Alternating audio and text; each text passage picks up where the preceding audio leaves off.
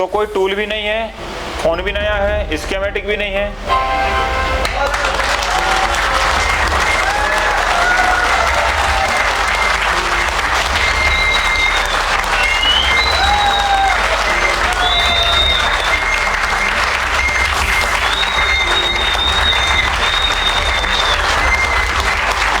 अब लोगों को कमेंट चाहे जो भी आए, हमारे सामने रिजल्ट बेहतर है। एडवांस टेक में जाएंगे और वहीं से कुछ ना कुछ क्या पूरी ये तो समंदर है, यहाँ से जितनी मस्तिष्क में हम भरना चाहें भर करके ले जा सकते हैं। यहाँ ज्ञान की सागर है। और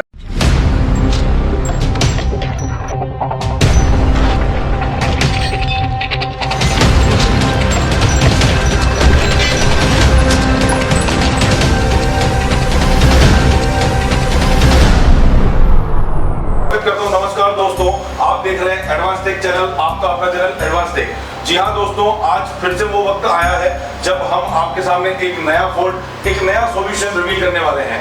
मुझे नहीं पता कि उसमें क्या फॉल्ट है, कहाँ से है, क्या है, लेकिन आज जो क्लास चल रही है हमारी, उसमें से एक लाइव फॉल्ट हम लोगों को रिपेयर करना है, जिसके लिए एडवांस टेक पूरे इंडिया के अंदर जाना जाता है कि लाइव सेट पे काम किया जाता है।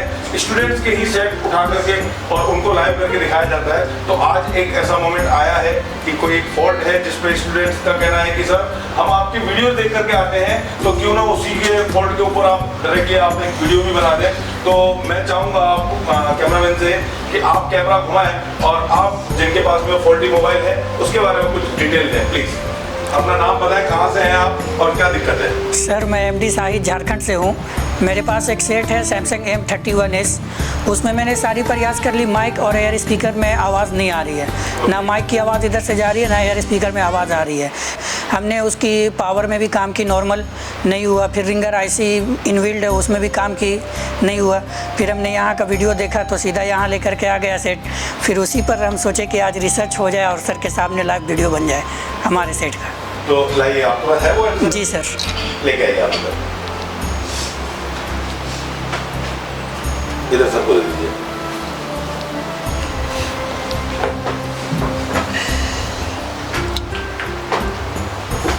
Okay, thank you. तो हैंडसेट आ चुका है सर के हाथ में और अब इसको लाइव डायग्नोस करना है और देखना है कि क्या फॉल्ट है। फॉल्ट दिखने में जरूर ऐसा लग रहा है रिसीवर और माइक का प्रॉब्लम है, और आइए देखते हैं कि कहाँ से क्या डायग्नोजन। और मैं भी इस वीडियो को उसी तरीके से एंजॉय करूँगा जैसा आप लोग एंजॉय कर रहे हैं। तो मैं भी अभी मंच से नीचे उतर करके और इसको सीखने का भरपूर प्रयास करूँगा। Thank you. तो ठीक है, ये है आपका M317 है ना, M31s।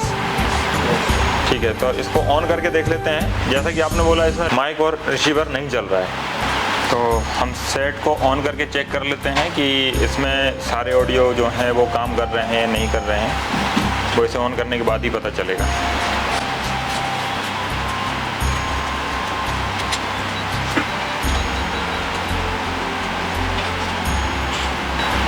ये ऑन हो चुका है और अब हम देखते हैं। अनलॉक किया,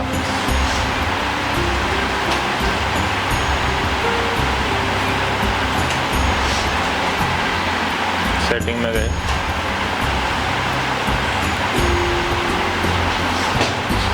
तो यहाँ किसी भी चीज़ में आवाज़ नहीं आ रही है।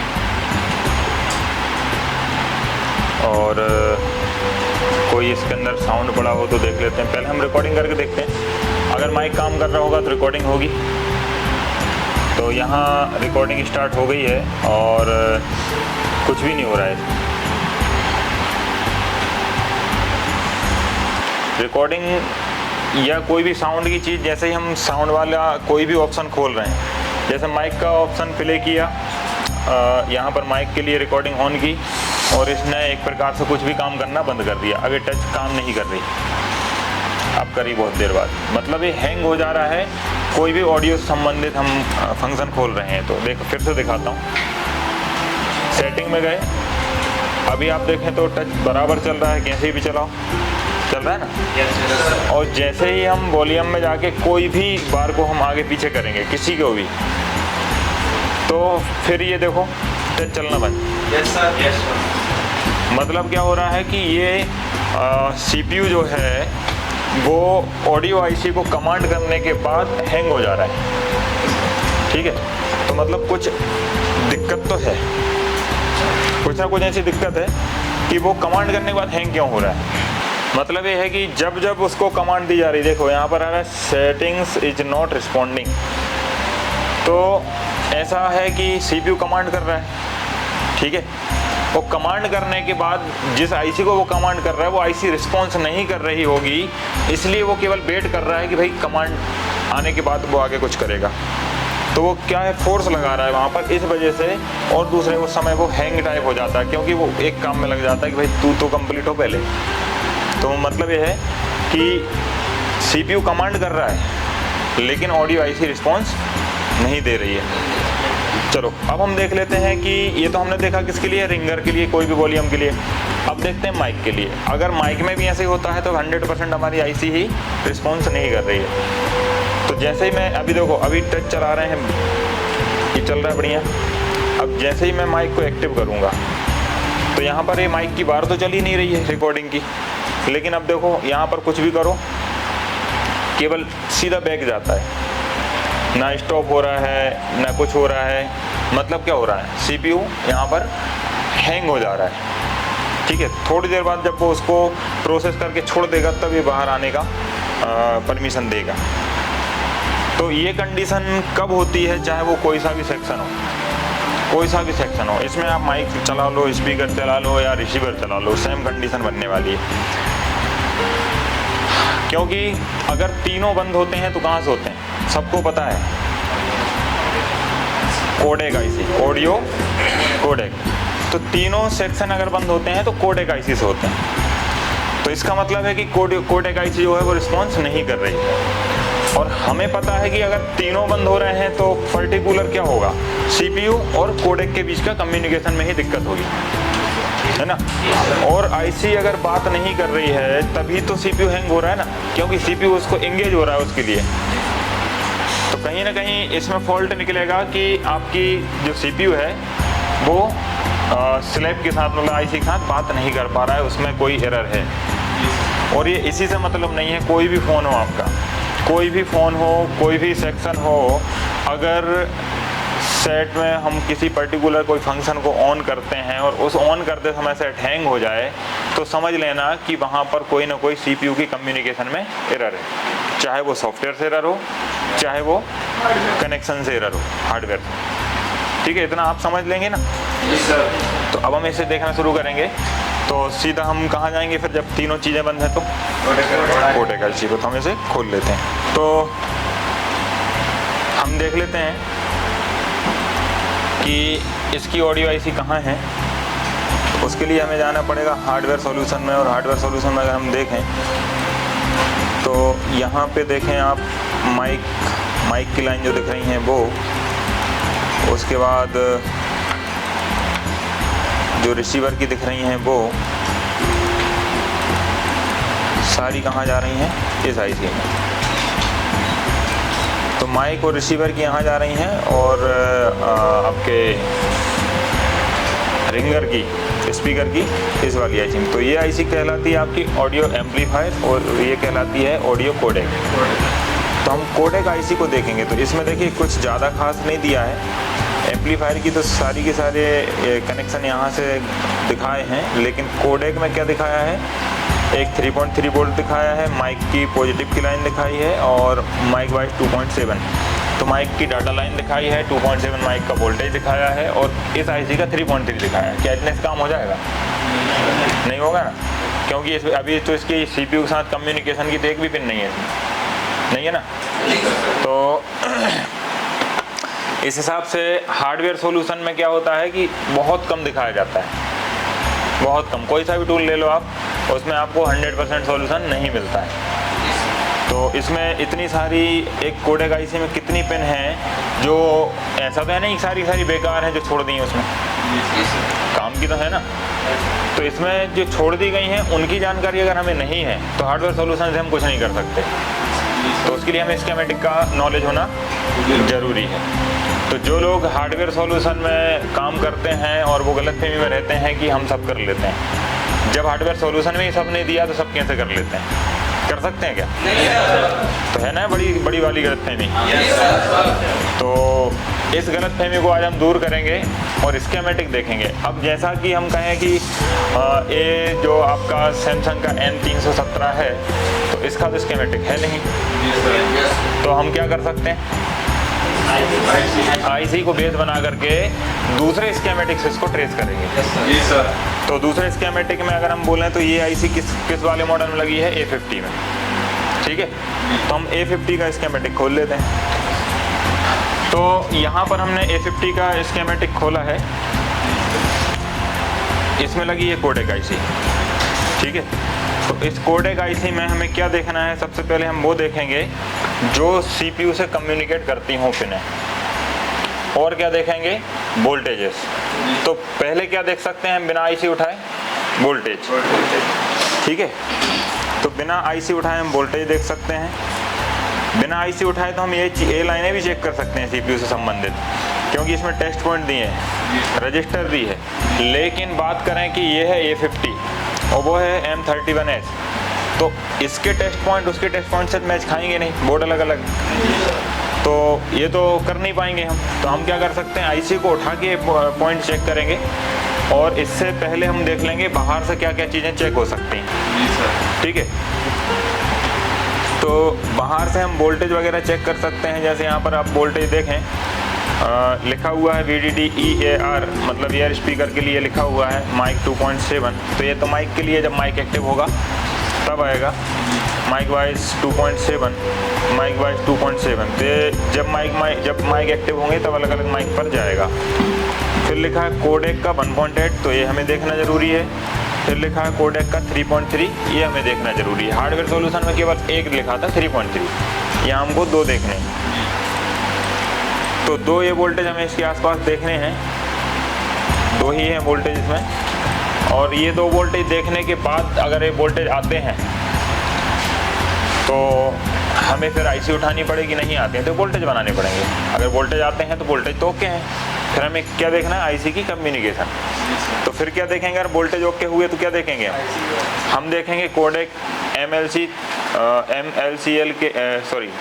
कोडेक MCL के 26 मेगाहर्ट्ज, फिर I2S की आपकी सारी लाइनें, ठीक है। ये हम बाद में चेक करेंगे, पहले हम वोल्टेज देख लेते हैं। तो सेट को फिर से हमें ऑन करना पड़ेगा वोल्टेज देखने के लिए। तो सेट को किया ऑन। अब हम क्या करेंगे, आसपास इसमें इस आईसी के आसपास वोल्टेज चेक कर लेंगे। तो एक 1.8 मिलना चाहिए और एक 3.3।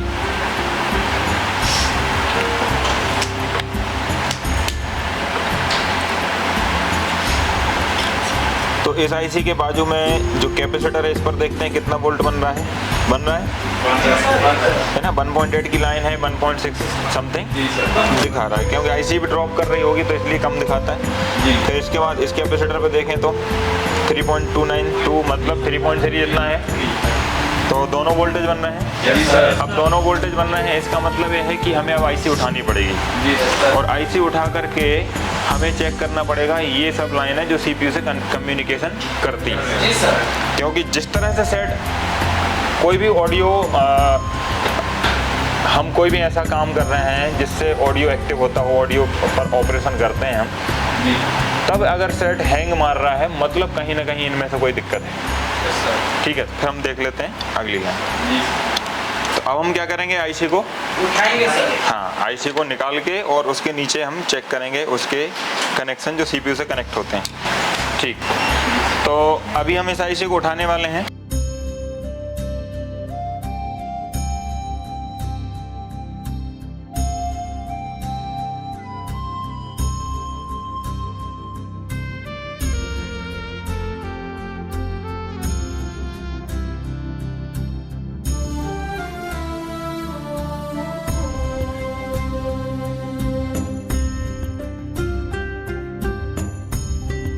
अब हम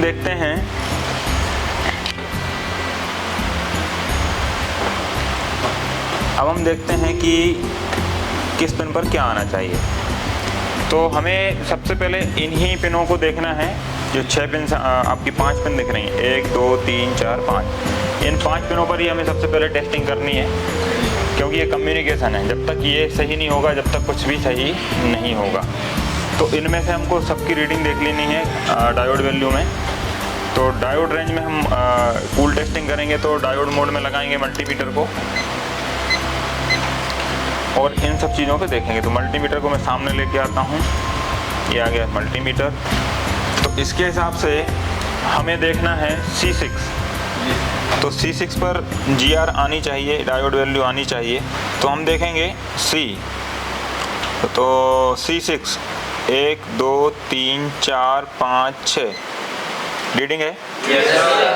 C6 पर रीडिंग है, मतलब ये लाइन ओके है। अब हमें देखना है D6, तो C के जस्ट नीचे वाला है ना। तो 1 2 3 4 5 6 रीडिंग है क्या? तो इस पर रीडिंग नहीं है। तो पहला बोल्ट तो यहीं से आ गया सामने कि इस पर रीडिंग नहीं है। अब देखते हैं हम B5, तो B5 कहाँ है? 1 2 3 4 5, इस पर भी रीडिंग ठीक है, इस पर भी रीडिंग नहीं है। इस पर रीडिंग है और इस पर रीडिंग नहीं है। 2 पॉइंट हमको मिल गए। अब C4 और A6 देखना है, तो A6 देख लेते हैं। 1 2 3 4 5 6, ये भी आपका OL है। अब हम देख लेते हैं C4, तो 1 2 3 4 C4 आ रहा है ना। हमारा A6 गायब, हमारा B5 गायब और हमारा D6 गायब। तो 3 सब लाइनें इसमें गायब पड़ी हैं, तो कैसे काम चलेगा? बिल्कुल सर, है ना। C6 आ रहा था, D6 नहीं आ रहा था। जी सर। तो केवल इसमें 26 मेगाहर्ट्ज़ की फ्रीक्वेंसी वाली लाइन आ रही है, बाकी D6 मतलब आपकी क्लॉक नहीं आ रही। जी सर। उसके बाद B5 आ रहा है ना। C4 नहीं आ रहा। एक बार फिर से देखते हैं। A6 पर क्या है? OL है, तो ये डाटा की लाइन भी OL है। Yes sir. उसके बाद आपकी B5, ये भी OL है। B5 मतलब आपकी क्लॉक भी OL है। जी सर। और D6, ये भी OL सर। D6 मतलब आपकी दोनों एक और क्लॉक होती है, तो दोनों क्लॉक आपकी OL है। तो 3 लाइनें यहाँ ओपन हैं, तो कहाँ से सेट चलेगा? इसलिए तो सेट हैंग हो रहा था। बिल्कुल सर। तो अब हम क्या करेंगे, इन लाइन को बनाएंगे। अब ये लाइन आती कहाँ से है, तो हम यहाँ देख लेते हैं।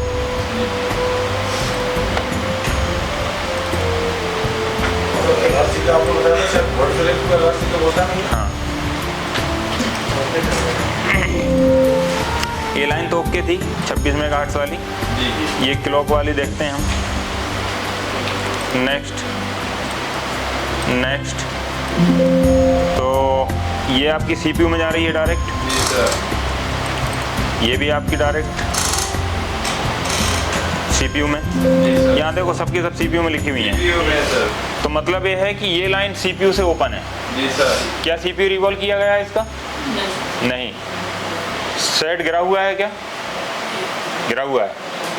तो इसमें पहले क्या दिक्कत थी? मतलब शुरू से ही ऑडियो के लिए आया है, कुछ और काम था?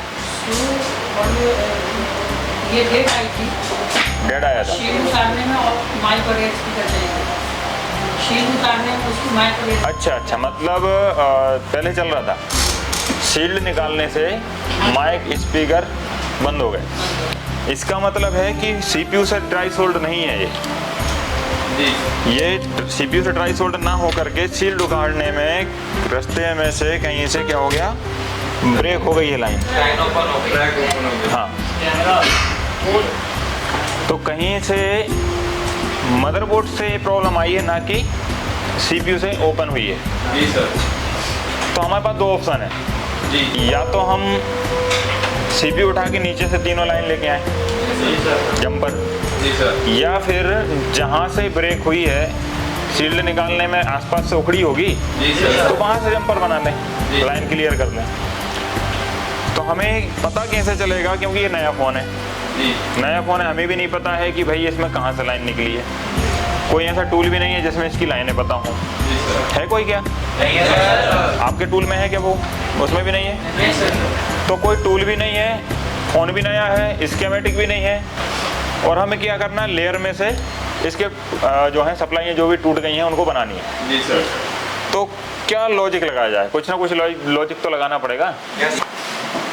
तो हम क्या करेंगे, इसको हल्के हाथ से स्क्रैच करके देखेंगे। अगर कोई ट्रैक दिखी तो हम बजर मोड में चेक कर लेंगे जी सर कि वो ऑडियो से तो नहीं आ रही है। जी सर।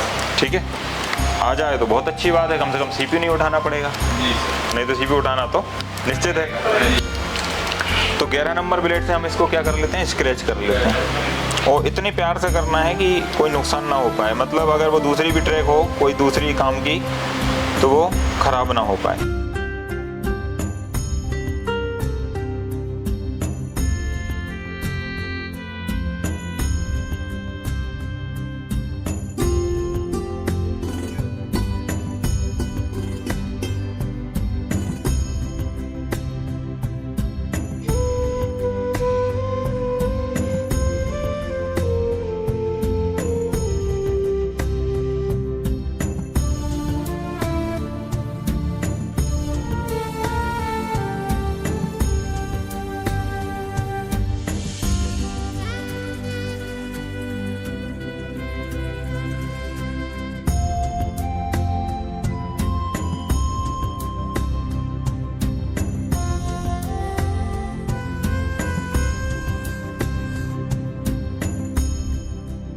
तो हम देख लेते हैं जो हमने स्क्रैच किया है वो उन बॉल से अगर कनेक्ट होता है तो मतलब वही लाइन है, तो हम आगे बढ़ेंगे। जी सर। ठीक है, नहीं तो और मतलब मेहनत तो करनी है।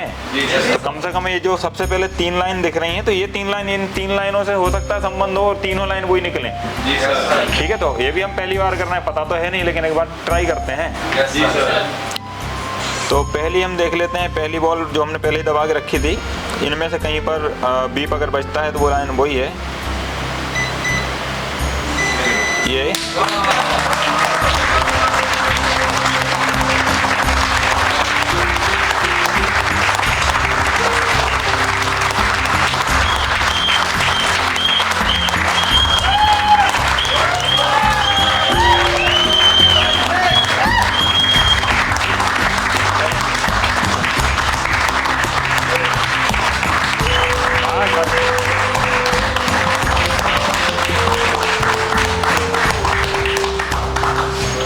सब एनर्जी अभी खत्म कर दोगे क्या?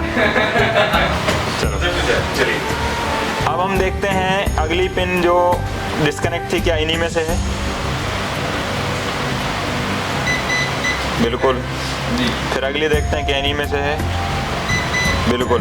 तो तीनों पिन इसी में जा रही हैं। Yes sir. और ये हमने केवल एक इमेजिन किया था, तो मतलब ये है कि इसकी जो ब्रेक हुआ है वो आगे से हुआ है। जी सर। तो हम अब आगे इसी को फॉलो करते हुए आगे तक जाएंगे। जी सर। कहीं ना कहीं हमको ब्रेक मिलेगा, हमको वहीं के वहीं जंपर मारना है, वो काम खत्म। जी सर। तो चलते हैं आगे की तरफ।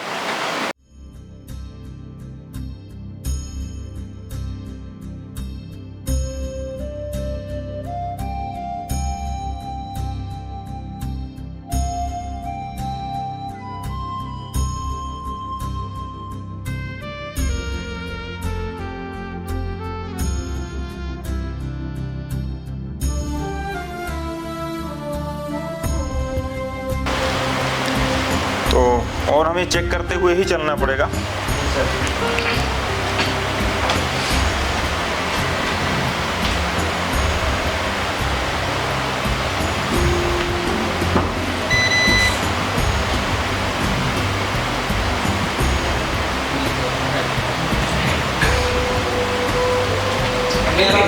मिल गई।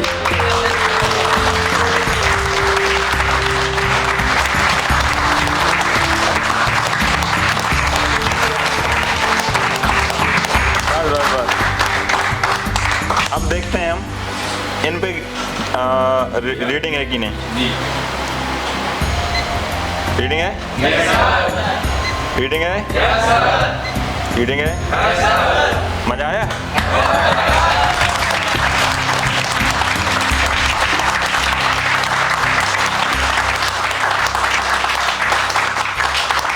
तो देरी किस बात की, लगा लेते हैं जंपर। बिल्कुल सर।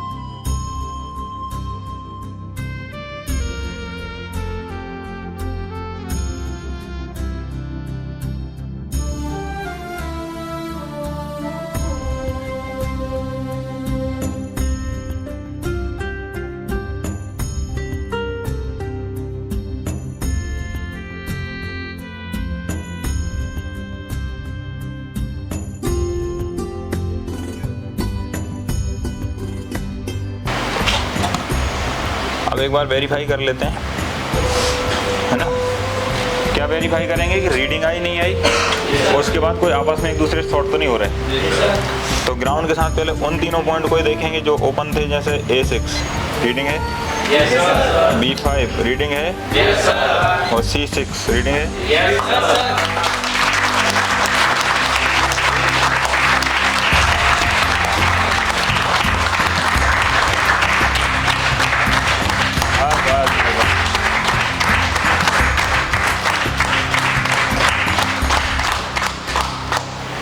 रुको, अब हमने आपस में देखते हैं, आपस में शॉर्ट तो नहीं है, तो आपस में शॉर्टिंग तो नहीं है, आपस में शॉर्टिंग तो नहीं है, ये एक दूसरे के साथ नहीं है, ये एक दूसरे के साथ नहीं है, ये एक दूसरे के साथ नहीं है, ठीक है। तो मतलब शॉर्ट भी नहीं हुए हैं। तो अब हम क्या करेंगे, UV इंक लगा के इसको फिक्स कर देंगे। जी सर।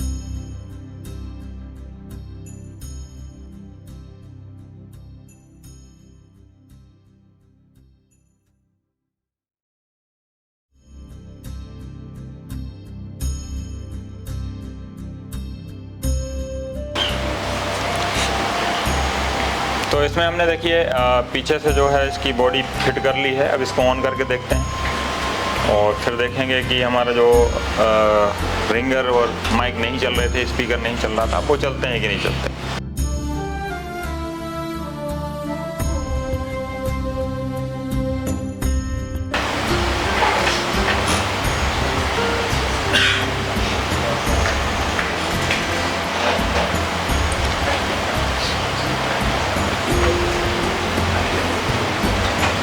तो पहले तो हम देख लेते हैं हमारा जो वॉल्यूम काम नहीं कर रहा था, अब वो कर रहा है कि नहीं, मीडिया या जो भी है।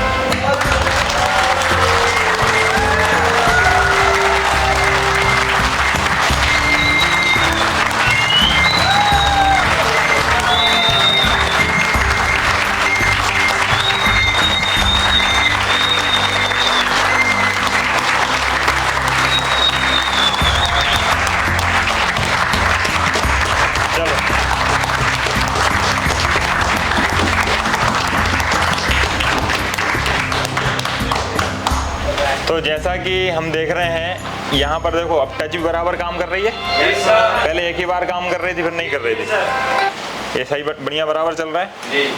अब रिकॉर्डिंग भी देख लेते हैं कि रिकॉर्डिंग पे जो हमारी नहीं हो रही थी, यहाँ से बार भी आगे नहीं बढ़ रही थी और हैंग हो जा रहा था सेट। अब देखते हैं रिकॉर्डिंग, तो देखो रिकॉर्डिंग भी होने लगी।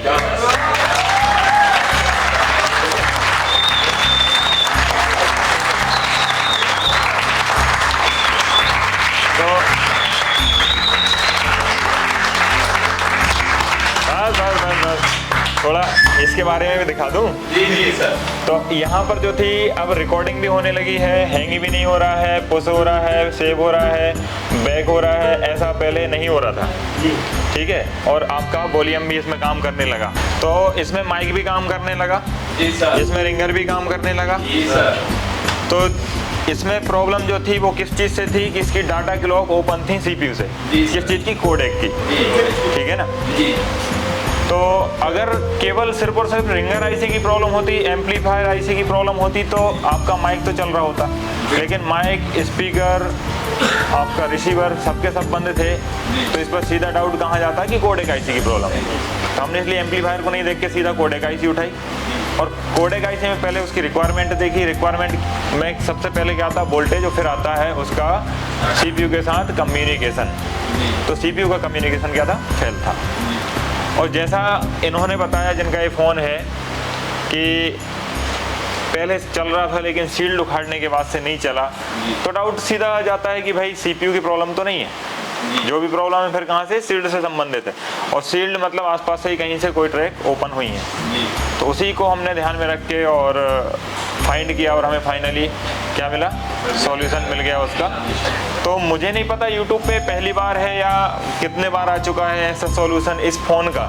ऐसा तो सॉल्यूशन बहुत सारे हैं ये ट्रैक स्क्रैच करके बनाने वाले और अदर मॉडल में, लेकिन खासतौर से M317 M31S इसका अभी तक वीडियो है नहीं है, मुझे नहीं पता। ये तो जो अभी यूट्यूब पे वीडियो देख रहे हैं वो जानते हैं कि आप लोग जानते हैं। तो मैं तो यही कहूँगा कि मुझे नहीं पता कि कौन सा है, लेकिन हाँ, हमने अगर बनाया है तो मैंने ये पहली बार बनाया है M317। ठीक है, मुझे भी नहीं पता था ये ट्रैक कहाँ से जाएंगी। तो इस टाइप से आप भी कर सकते हैं, जिस टाइप से मैंने आपको बताया कि हमको कैसे फाइंड करना है एक लेयर के अंदर कि कहाँ से ट्रैक ब्रेक होगी। आपको समझ में आया? अगर आगे से आपके साथ कोई ट्रैक ब्रेक आती है तो आप फाइंड कर पाएंगे, है ना? और ऐसा कहाँ सीखने को मिल सकता है?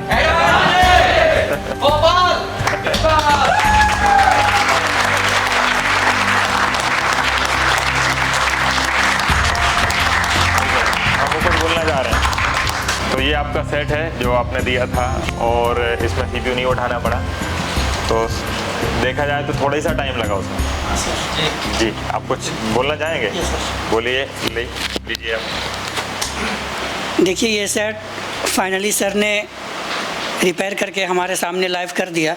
अब लोगों को कमेंट चाहे जो भी आए, हमारे सामने रिज़ल्ट बेहतर है।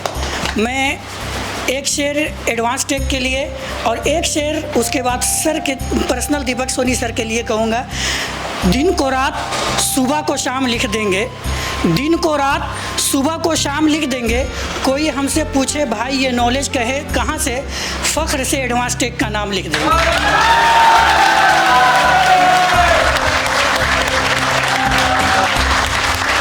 और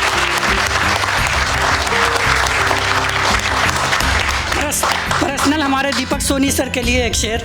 हमेशा ये खामोश रहते हैं, चेहरे पे मुस्कान रहता है। बस एक शेर मैं इस मंच से सर के सामने कहना चाहता हूँ। ये अलग बात है कि खामोश पड़े रहते हैं, ये अलग बात है कि खामोश पड़े रहते हैं, मगर जो लोग बड़े हैं वो बड़े रहते हैं। और ऐसे गुरुओं से मिलता है हमें शिक्षा जिनके जूतों में कई ताज पड़े रहते हैं।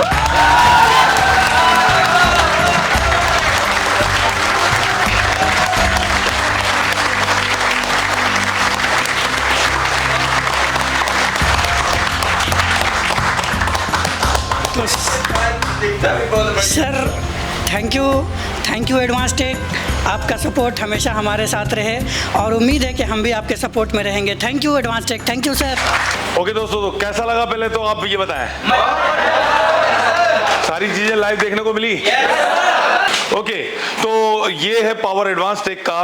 और जैसा कि सभी लोग जानते हैं कि हम बिल्कुल यूनिक फोल्ड होते हैं, उन्हीं को हम लोग आप लोगों के समक्ष रखने का प्रयास करते हैं। और इसी वजह से हमारे वीडियोस आपको थोड़ा सा डिले मिलते हैं, कई बार 1 महीना, कई बार 1.5 महीना भी लग जाता है। लेकिन सर का प्रयास यही रहता है कि कोई भी कॉमन फॉल्ट जो है वो हम यूट्यूब पर ना लेकर आए, ताकि आप लोगों का समय जो है वो ख़राब ना हो। तो आज का जो फॉल्ट था उसको देख करके भी कई लोग अलग अलग तरीके के कमेंट करने वाले हैं, तो हमें उनसे कोई फ़र्क नहीं पड़ता, क्योंकि हम में सच्चाई है, हम में ईमानदारी है। हमने ये सेट यहीं पे लाइव ओपन ट्रैक थे। और इससे पहले सर को शायद जानकारी है या नहीं है कि यूट्यूब पे सर्च मार के देखा था तो 317 की कोई लोकेशन कहीं पर भी नहीं दी हुई है अभी तक। ना आप गूगल करेंगे तो गूगल पे आपको 317 की लोकेशन मिलनी है, ना आपको यूट्यूब पर 317 के ऑडियो ट्रैक कहाँ से। हाँ, A50 एक जरूर कॉमन फोल्ड बन चुका है कि उसका जहाँ पे स्क्रू टाइट होता है वहाँ से अपन को स्क्रैच करना होता है करके, लेकिन ये बिल्कुल यूनिक था। और मुद्दा एक सेट को बनाने को लेकर के नहीं था, मुद्दा ये था कि आपको टेक्निक सीखनी थी कि हम कैसे एक ओपन ट्रैक को ढूंढ सकते हैं। तो क्या आपको सीखने को मिली? अभी आपके पास ओपन ट्रैक आएगा तो रिपेयर कर पाएंगे? तो चलिए जोर से अपना जोश और जुनून दिखाएंगे। एक कदम आगे हैं हम, एक कदम आगे हैं हम, एक कदम आगे हैं हम। और एक मूल मंत्र यहां से वंस अगेन, जो सर का मतलब एक बात थी, ऐसा कोई कोटेशन नहीं था, ऐसा कोई कोट नहीं था, लेकिन एक बात थी और जो आज पूरे इंडिया में एक मंत्र की तरह पढ़ा जा रहा है। तो क्या वो मंत्र आपको बता दूं मैं? तो वो मंत्र हमेशा जिंदगी में याद रखिएगा, न केवल रिपेयरिंग फील्ड में बल्कि आपको आपकी लाइफ में भी काम आने वाला है कि कुछ तो बाकी है, कुछ तो बाकी है, कुछ तो बाकी है। हर एक सिचुएशन में ये मंत्र आपको वहां से, उस सिचुएशन से बाहर निकाल करके लाएगा कि कुछ तो बाकी है, अभी कुछ मैं कर सकता हूं, अभी मैं कुछ कर सकता हूं। यही सेट आप रिपेयरिंग पे अप्लाई कर सकते हैं और अपने लाइफ में भी अप्लाई कर सकते हैं। और सच्चा गुरु वही होता है जो आपको हर तरीके से, हर सिचुएशन से बाहर निकालने का एक जज्बा देता है। और ऐसे सर को मैं सैल्यूट करता हूं वंस अगेन, और दिल की गहराइयों से सर बहुत बहुत धन्यवाद, शुक्रिया।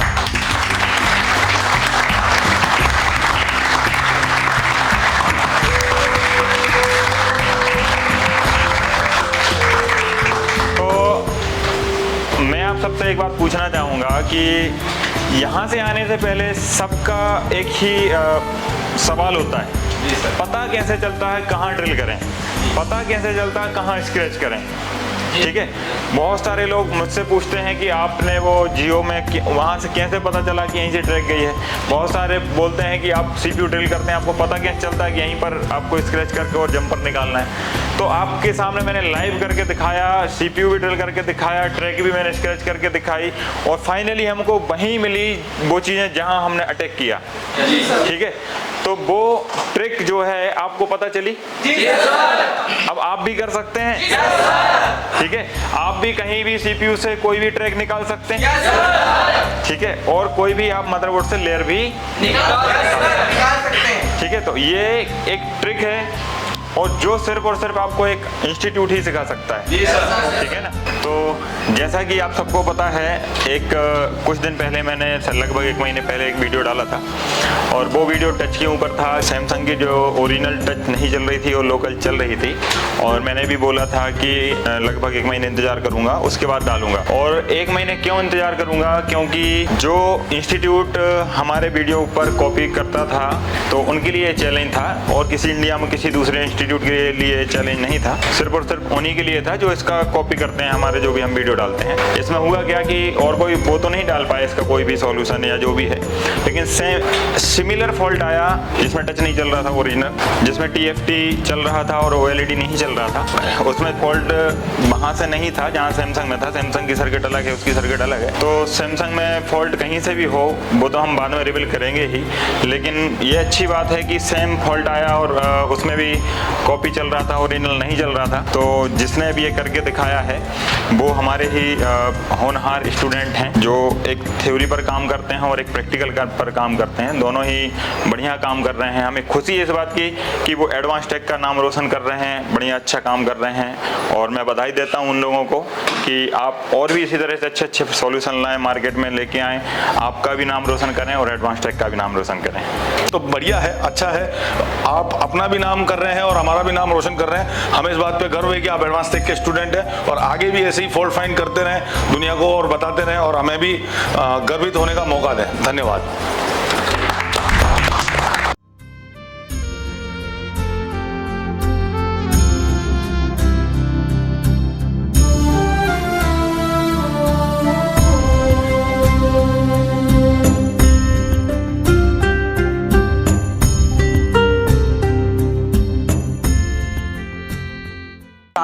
दिन को रात सुबह को शाम लिख देंगे, दिन को रात सुबह को शाम लिख देंगे।